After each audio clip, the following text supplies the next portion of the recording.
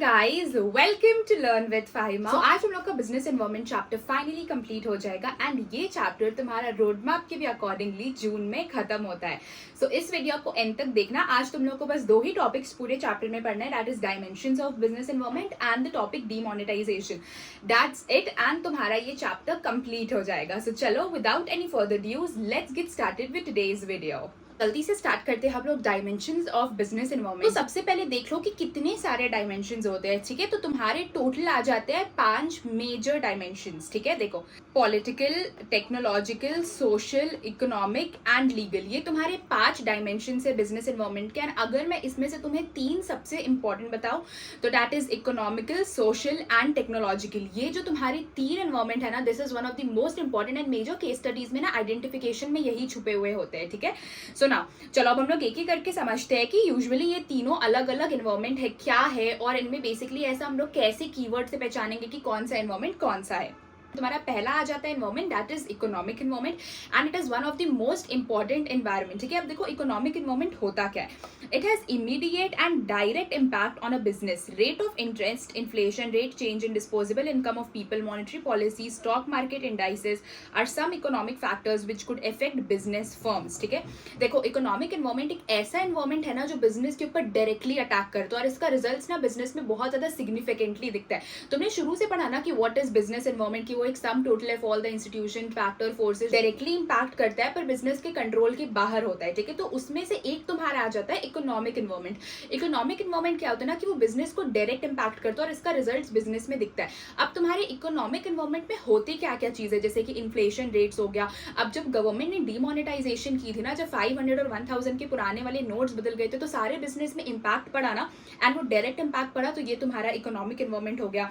इसके बाद तुम्हारा आ जाता है disposable income of people, monetary policy, stock market indices. तो जब ये सारा तुम्हारा कीवर्ड्स लिखा रहा है ना किसी भी केस स्टडी में कि जब लोगों का जब इन्फ्लेशन रेट्स हो रहा है, लोगों का जो डिस्पोजेबल इनकम है लोगों का, उसमें कुछ चेंजेस, हाई राइज लो, कुछ भी ऐसा देखने को मिल रहा है।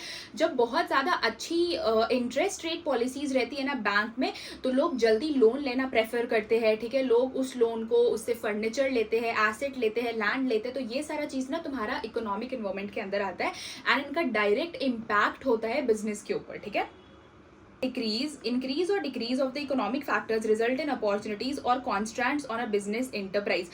अगर इकोनॉमिक एनवायरनमेंट में थोड़ा इंक्रीज हो रहा है उनके फैक्टर्स में या डिक्रीज हो रहा है, तो या तो इससे तुम्हें अपॉर्चुनिटीज देखने को मिलेगी या तो इससे कुछ नेगेटिव रिजल्ट्स एक बिजनेस में देखने को मिलेंगे। सो तुम्हारे इसके कीवर्ड्स क्या क्या हो गए, disposable income of people, inflation rates हो गया, ठीक है, इंटरेस्ट रेट्स हो गया। उसके बाद तुम्हारा आ जाता है monetary policy, stock market indices, ये सारा चीज तुम्हारा इकोनॉमिक फैक्टर्स में आ गया, ठीक है। Now comes the social environment. अब देखो सोशल एनवायरनमेंट क्या होता है। सोशल मतलब मैंने तुम्हें डे 1 से बताया लोगों के लिए भला करना, तो वेलफेयर ऑफ द सोसाइटी।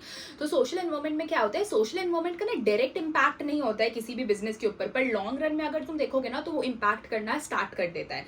अब समझो, business environment includes various social forces such as customs, beliefs, literacy rate, educational levels, lifestyle values, etc. Social trends present values, opportunities and threats to business enterprise.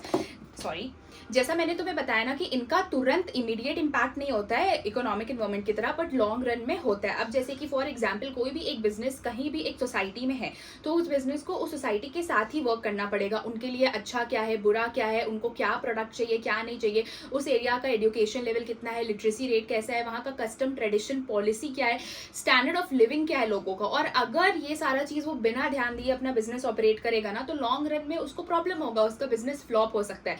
तो तुम्हारा social में क्या क्या आ गया, तुम्हें standard of living देखना है लोगों का, लिटरेसी रेट, वहाँ के आसपास का चीज कैसा है, कस्टमर ट्रेंड्स, पॉलिसीज, प्रेफरेंस, तो तुम्हारा ये सारा चीज सोशल के अंदर आ जाता है। एंड एक और चीज, सोशल एनवायरनमेंट कभी भी डायरेक्ट बिजनेस को इंपैक्ट नहीं करता है, पर लॉन्ग रन में it can be dangerous for the business.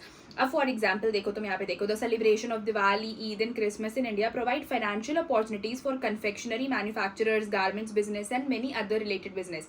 जाहिर सी बात है, जब ईद, दिवाली, होली होती है तो उस टाइम पे सारा चीज बिकता है, मिठाई से लेकर, कपड़े से लेकर के, फर्नीचर से लेकर के, एवरीथिंग। तो ये क्या हुआ ना कि ये सोशल एनवायरनमेंट है, ये सोसाइटी के अंदर का चीज हो रहा है, जिसकी वजह से बिजनेस में इंपैक्ट देखने को मिल रहा है।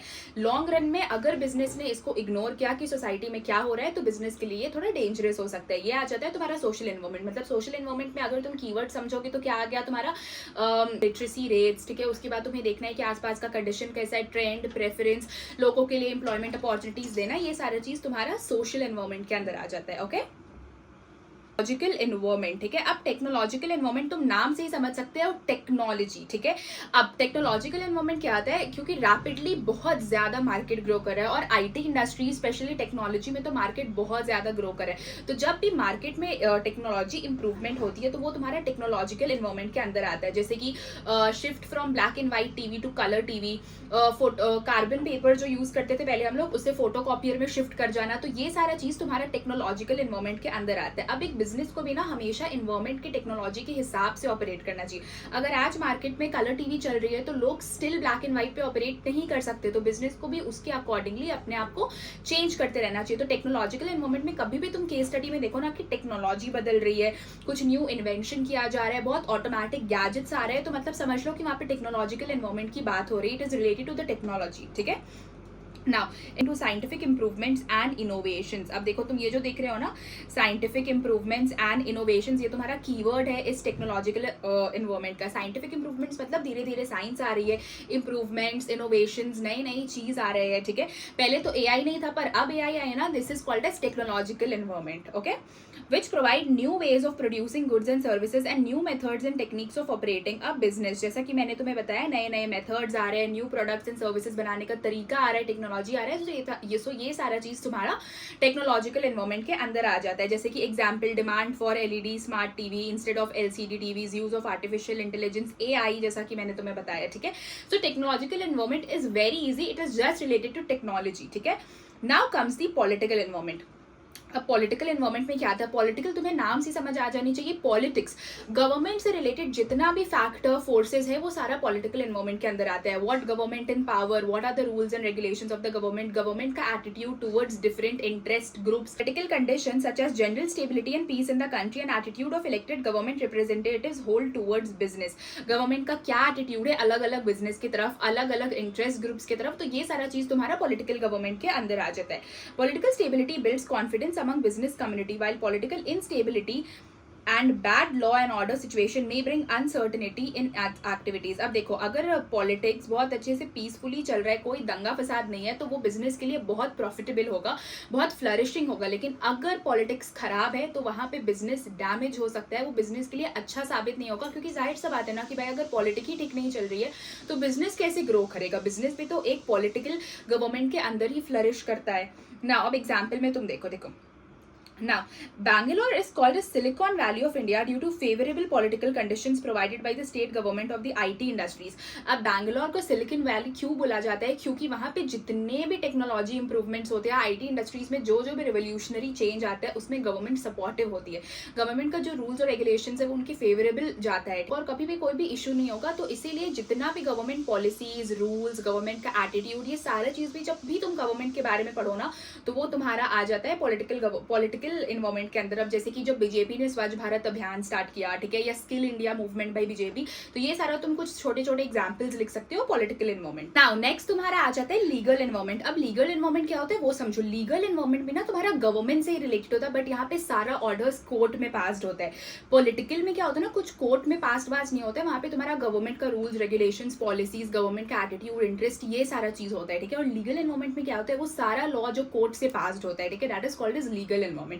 जैसे कि प्रोहिबिशन ऑफ अल्कोहल या कोई भी तुम्हें ड्रग्स या ये सब का प्रोहिबिशन हो गया, ठीक है, तो ये सारा चीज तुम्हारा लीगल एनवायरमेंट के अंदर आ जाता है। It includes various laws and legislation passed by government, administrative orders, court judgments, decisions of various commissions and agencies at every level of government, centre, state और local. Businessmen have to act according to various legislations and their knowledge is very necessary. और जितना भी court के accordingly law पास हुआ है, legislation है, administrative order है, business को उसी हिसाब से ऑपरेट करना है, वो कुछ भी इधर उधर अपने मन से ऑपरेट नहीं कर सकती है। तो इसका मैं तुम्हें एक ट्रिक बताऊं, जितनी तरह के भी एक्ट होते हैं ना, जैसे कि फार्मर्स एक्ट हो गया है, तुम्हारा फेमा, फेरा, जो भी तुम्हारा consumer protection act, whatever act, सब चीज लीगल एनवायरमेंट के अंदर आता है। किसी के ऊपर भी कोई प्रोहिबिशन है, जैसे अल्कोहल के ऊपर, ड्रग्स के ऊपर, तो ये सारा कोर्ट से पास्ड है, एक एडमिनिस्ट्रेटिव ऑर्डर लगा हुआ है, तो ये सारा तुम्हारा लीगल एनवायरमेंट के अंदर आ जाएगा, ठीक है। Advertisement of alcoholic beverages is prohibited, ठीक है, जैसा कि मैंने तुम्हें बताया। तो ये सारा चीज तुम्हारा लीगल एनवायरमेंट के अंदर आ जाता है। कितना ईजी है, तुमने कितने आसानी से 5 एनवायरमेंट्स कंप्लीट कर लिए, ठीक है। अब फाइनली अब देखो ये जो तुम्हारा है ना liberalisation, privatisation, globalisation, it is currently out of syllabus, तो तुम्हें ये नहीं पढ़ना है। हम लोग फाइनली पढ़ने वाले हैं अब डीमोनेटाइजेशन। अब आ जाता है तुम्हारा डीमोनेटाइजेशन। डीमोनेटाइजेशन क्या है वो समझो। डीमोनेटाइजेशन शॉर्ट वर्ड्स में मैं बोलूं तो जब 8 नवंबर 2016 को गवर्नमेंट ने 500 और 1000 के पुराने सुंदर नोट्स बंद कर दिए थे, उसको भी कॉल इट एज डीमोनेटाइजेशन, ठीक है। अब जब डीमोनेटाइजेशन हुआ तो बहुत ज्यादा चेंजेस आया। क्या क्या चेंजेस हमें को देखने को मिला, क्या क्या अच्छी चीजें हुई डीमोनेटाइजेशन की वजह से, वो सारा चीज तुम डीमोनेटाइजेशन में पढ़ोगे। एंड गाइस देखो इस बार ना पेपर में डीमोनेटाइजेशन नहीं आया था, तो चांसेस है कि इस साल के पेपर में डीमोनेटाइजेशन आएगा। सो डीमोनेटाइजेशन पढ़ लेना, ठीक है। अब देखो डीमोनेटाइजेशन होता क्या है वो समझो। The government of India made an announcement on November 8, 2016 with a profound implication of the Indian economy, demonetization को लेकर के। The two largest denomination notes 500 and 1000 were demonetized with immediate effect, जैसा कि तुम्हें पता है। Now, causing to be legal tender except for few specified purposes such as paying utility bills, this led to 86% of the money in circulation being invalid, ठीक है। अब demonetize किया गया जब notes ना, तब 86% ऑफ पैसा जो था, जो इधर उधर सर्कुलेशन में लगा हुआ था, उसको इनवैलिड साबित कर दिया गया। तुमने ब्लैक मनी सुनी होगी, उसको इनवैलिड साबित कर दिया गया, ठीक है। द पीपल ऑफ इंडिया, जो लोग थे इंडिया के, उनको जो ये सारा पैसा था ना, उसको बैंक्स के साथ रीडली डिपॉजिट करना होता था, ठीक है। एंड कुछ रिस्ट्रिक्शंस भी होते थे कैश विड्रॉल्स में वो, और उनको डिपॉजिट करके न्यू नोट्स के साथ एक्सचेंज करना होता होगा। इसके साथ तुम अवेयर हो गए, so I am not explaining this a lot because ये बहुत बच्चों वाला चीज है, एवरीवन नोज दिस, ठीक है। अब फीचर्स क्या क्या था डिमोनेटाइजेशन का वो समझो। फीचर्स इज इंपॉर्टेंट और ये पूछ सकता है एग्जाम में, ठीक है। Demonetisation is viewed as a tax administration measure. Demonetisation को हम लोग एक tax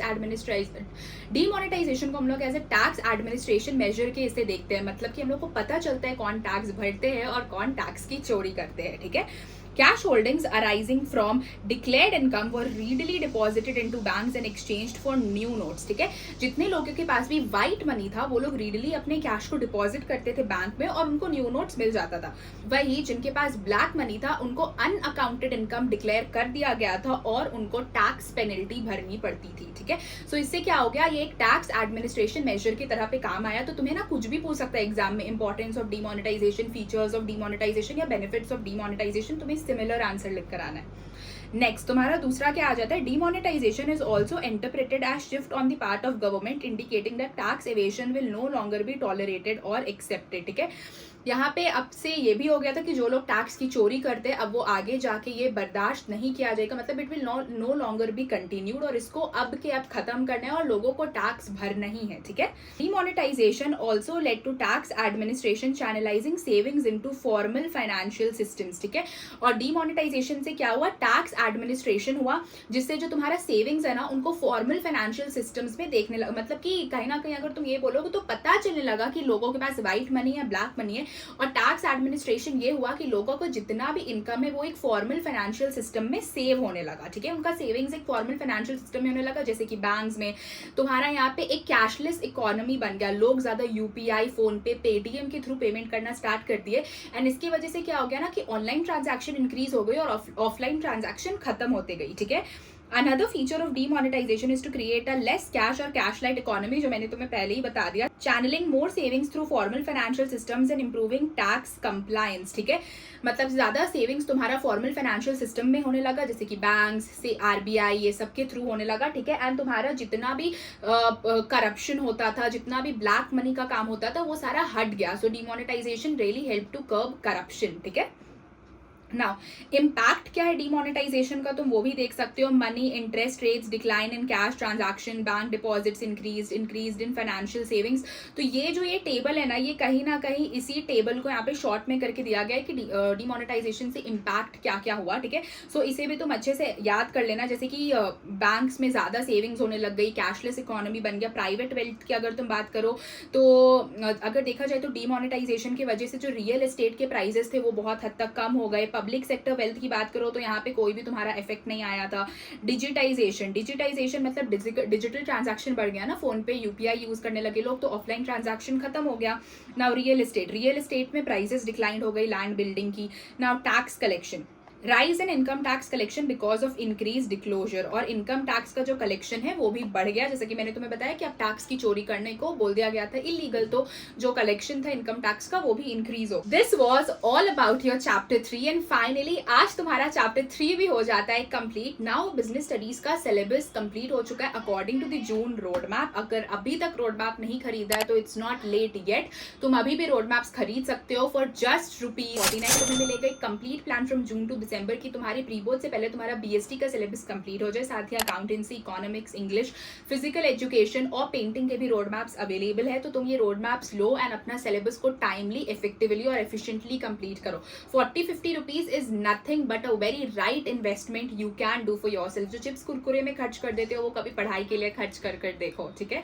so you can definitely purchase the road map. Road map लेने के लिए तुम मुझे मेरे इंस्टाग्राम लर्न विद फाइमा में डीएम कर सकते हो रोड मैप, एंड देन मैं तुम्हें क्यूआर भेजूंगी, तुम्हें उससे पेमेंट करना है, एंड देन तुम्हें तुम्हारा रोड मैप्स तुम्हारे व्हाट्सएप या जीमेल आईडी पे सेंड कर दिया जाएगा। Okay, so this was all about today's video. अभी तक मेरे चैनल को सब्सक्राइब नहीं किया है तो सब्सक्राइब कर देना, बेल आइकन भी प्रेस कर देना ताकि तुम्हें लेटेस्ट अपडेट्स मिलते रहे till your 12th board exam that is going to held on the month of March 2026। Share कर देना अपने फ्रेंड्स, फैमिली, क्लासमेट्स के साथ, और कमेंट भी कर देना कि तुम्हें नेक्स्ट वीडियो किस टॉपिक पे चाहिए। मिलते हैं नेक्स्ट वीडियो में, बाय बाय।